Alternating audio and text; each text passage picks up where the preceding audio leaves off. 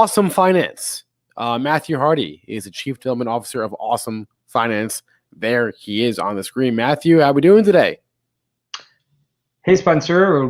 Doing good. Thanks for having me. Thanks for coming on. How often do you get jokes about OSOM and the company being awesome? Often enough, but it was kind of intended, so that's fine. Intentional. Nice. Because you knew the people wouldn't be able to help themselves. All right, fair enough. Matthew, what are we talking about today? We're talking about the advantages of automated portfolio construction over trading for long-term investors. Yes, automation, long-term investing, automating processes, protecting yourself from yourself. I'm all about it. Let's get into it. Thank you. And thanks for everyone who's here. I can't see anyone, but I suppose there are lots of you.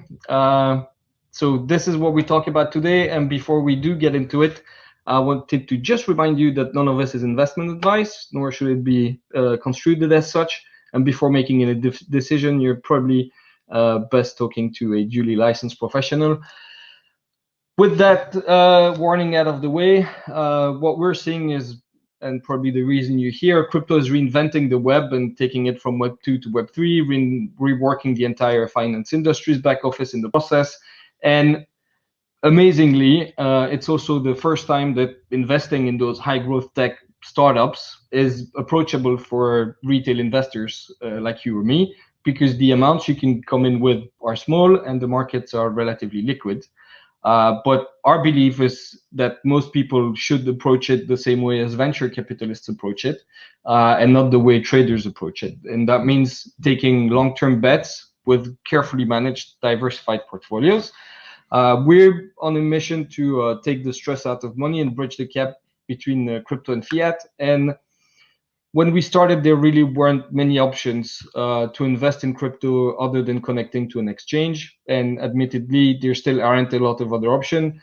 But what we know from traditional markets is that people aren't traders, and most people don't and shouldn't really understand trading interfaces. And most people really shouldn't trade, but invest. So what we build is a way for everyone to have an algorithmically managed, diversified, long-term focused portfolio of those crypto companies. So why not trade, you might ask? Well, the numbers don't look very good. So based on a review of research, we can see that 70 to 100% of people who try to pick stuff tend to lose money. Those numbers come from Robinhood, they come from eToro. Most trading apps can tell you pretty much the same thing. Of course, they don't tell you those things when you get in, and they gamify the experience as much as possible so that you have a lot of fun while you're losing money. But almost everyone is losing money at that game, and they're losing so much money that on average 75% of them quit after 2 years.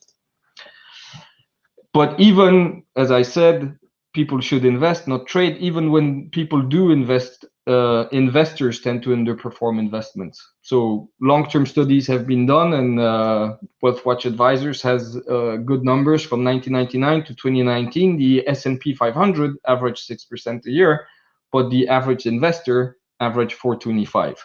That's because as human, even as we steer clear of trading and try to invest for the long term instead, our emotions really tend to get in the way of our intentions.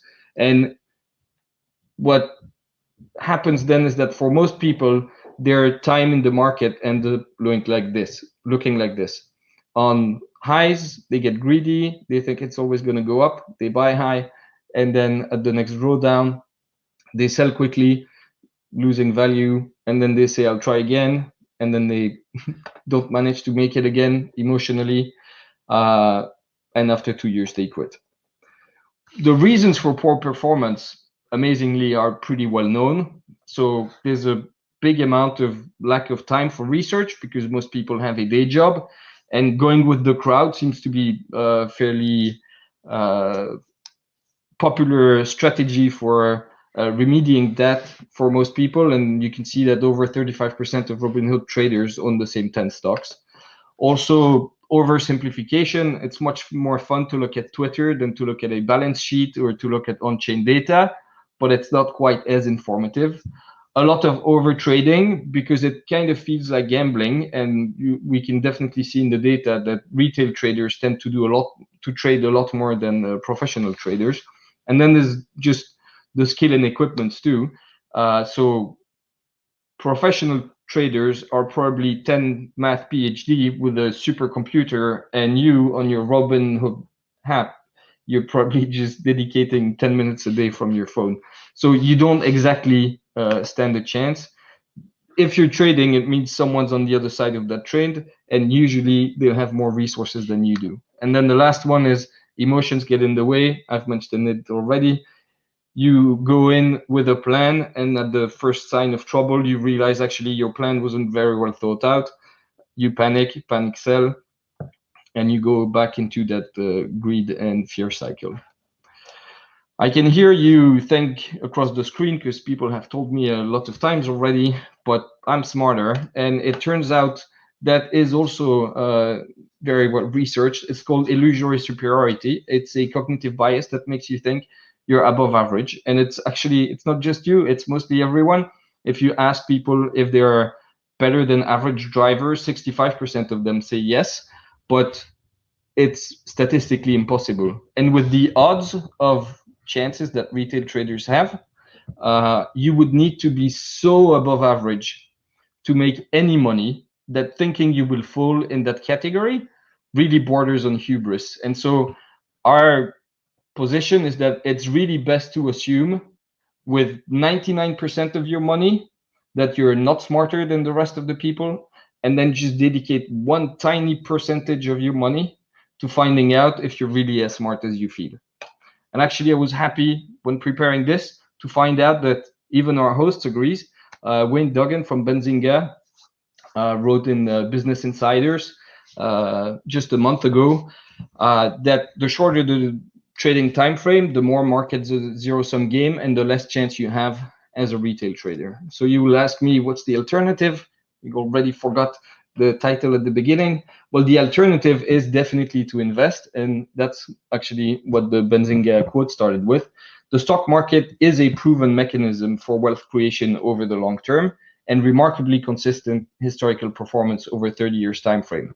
We don't have 30-year in crypto, but if you look from 2009 to today, there is, at a macro level, the same kind of mechanism for wealth creation. I don't know that I would call it as proven, but if you look at the track record of the venture capitalist over the past 20 years, investing in high growth software startup, you might say that it is relatively proven as well. So how do you find a way to not trade but invest? Well, you get an investment portfolio, but that portfolio still needs to be built, and you still need to decide how you're going to build that portfolio. What we can see is that when humans build portfolio, just like investors underperform their investment, human portfolio managers really underperform the market too. Usually you have less than one chance out of two, and over the long term, it even looks more like a chance out of 10 to find an active manager that beats the market. But the good thing is rules beat people and sometimes even market. So if you can get good rules on your side and you can keep yourself from looking at your portfolio too often, you can actually have a chance at making it. What types of rules are there? Well, if you look on the left, you have the indices, which are the dumbest rule ever, but they work well because if you just go with that rule, you'll usually have a good chance of at least meeting the market.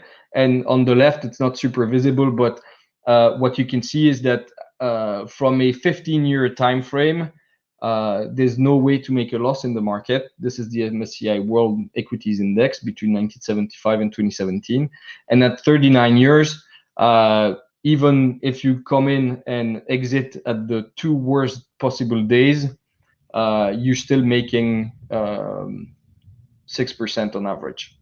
And then you have simple quantitative rules, so you can improve on that indexing and look at things such as factors and yields and combining those factors. Those are taken from the little book of what works on Wall Street. Those strategies have worked in the past, and here's an example of a backtest from done with recent data, and you can still see in the right the three columns that still beat the market. The market's the blue column on the left.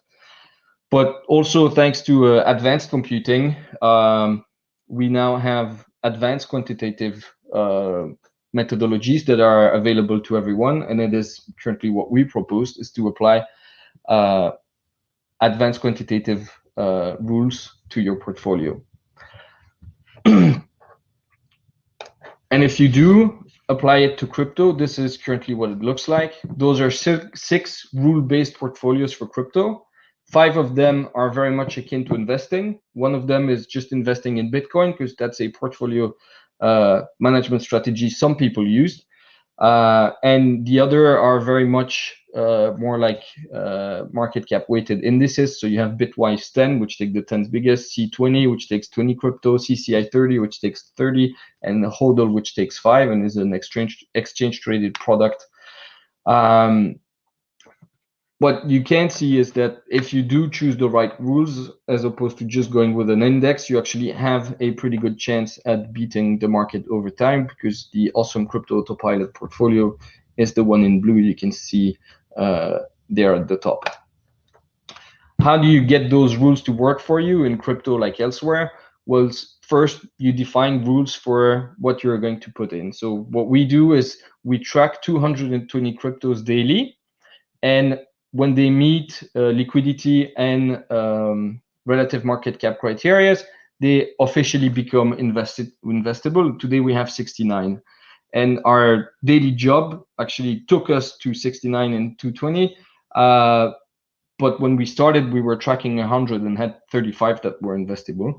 We don't take any tokenized real world asset. This is just crypto. We don't have stablecoin. We don't have gold-backed coins or diamond-backed coins or anything. And then we force a diversification by making sure that no asset is ever more than 30 or 40% in the portfolio. And then we apply the rules. And those rules are developed by Investsuite, which is a Belgian wealth tech. We work with to apply this to the crypto market. They apply IVAR, which is their risk measure that takes into account what matters to you in terms of risk, which is pretty much losing money. So what this portfolio does is not try to beat the market, but try to lose you as little money as possible, because at the beginning we said people react mostly when they're losing money. So if we manage to design portfolios that don't lose money so much, they have less chances of reacting poorly. And what we see, if we take the long-term view here as well, is that much like elsewhere in the market, staying in for 2 days is very much a gamble. So the average return of the autopilot over 2 days is 1%, but the worst you can do over 2 days in the 545 days where we tested it was minus 40%. But you can see that the longer you stay, the more predictable your returns become. And at 300 days, at any time out of those 545, you would on average have made a return of 161.95%. If you had really entered and exited at the very 2 worst days, you would still have seen a return of 6%. But if you'd entered at the 2 best days, it was 660 instead. So if I take a second to recap, most traders today have found a very good get poor quick scheme. Statistically, if you're getting into the trading game, you're more likely to run into the same pattern than do anything else. And you're more likely to join their ranks than join any other trader ranks. Even wannabe or aspiring investors need to pay very close attention to not letting their emotions get in the way of their returns. And poorly timed entry and exit can be very costly. And actually, humans, we're very bad at timing, and even professional fund managers can't perform consistently with market timing. So the best option is often advised is to make a plan and then set it and forget it. Go with dollar cost averaging, enter as often as you can in the market. That is the only known and historically reliable wealth building method. Finally, if you want a long-term crypto allocation for your overall portfolio, the OSOM Crypto Autopilot is designed to operate based on a set of rules and no emotions whatsoever.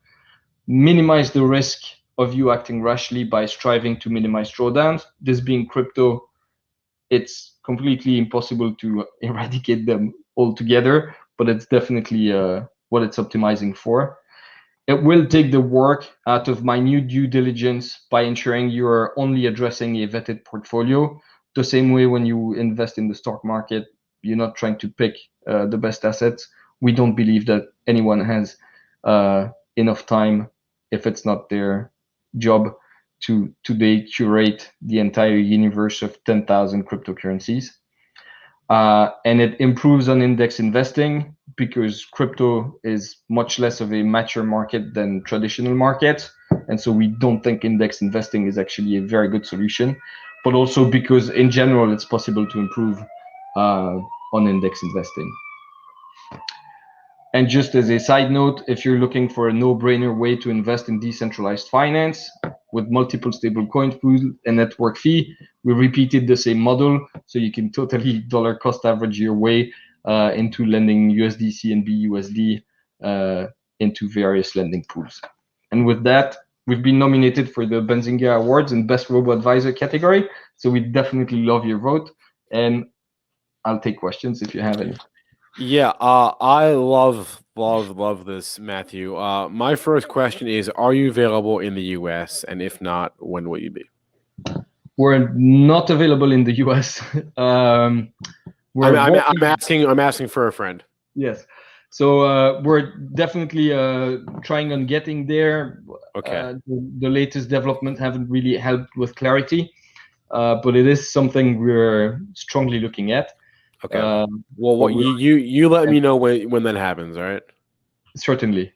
Okay. Yeah, this is great. We have these things. These were basically a robo-advisor. We have these in the US for stocks, right, and for ETFs. And I've never heard of this for crypto, frankly. I'm all about getting rich slowly. It's like the best thing. It's easy. You don't even have to do anything. You just got to sit there and wait a few decades. So I love what you guys are doing. Big fan. One quick question I have though is, it's all fine. Everything is all great as long as the market's going up. But when the market is going down, how does the algorithm react to that, to bear markets? Because we can have some pretty wicked bear markets in Bitcoin. Yeah, when the market goes down, the autopilot goes down with it. The only good thing is it goes down less than the market and it recovers faster, and it's usually more lucrative when it recovers.